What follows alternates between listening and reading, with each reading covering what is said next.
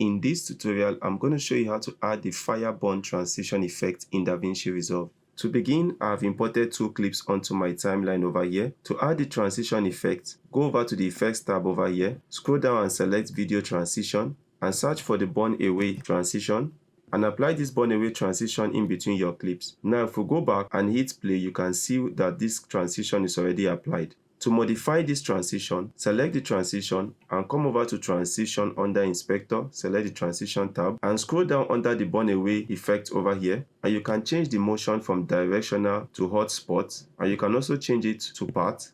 Another thing you can do is to come down to the ruggedness over here, and if you increase the value, you can see how rugged you have made it to become. You can also adjust the scale of the transition over here, and you can also add some char to it, which is like some smoke to it, and you can also adjust the melt value. Another thing you can do is to play with these other settings like the hue settings over here, and you can see that changes the color of the fire over here. You can change the char color from black to any color you prefer. For example, I could select orange over here, but I'm not going to select that. I'll deselect that. You can also change the ash color over here to whatever color you prefer and hit OK. And you can also adjust the brightness or the darkness of the burn.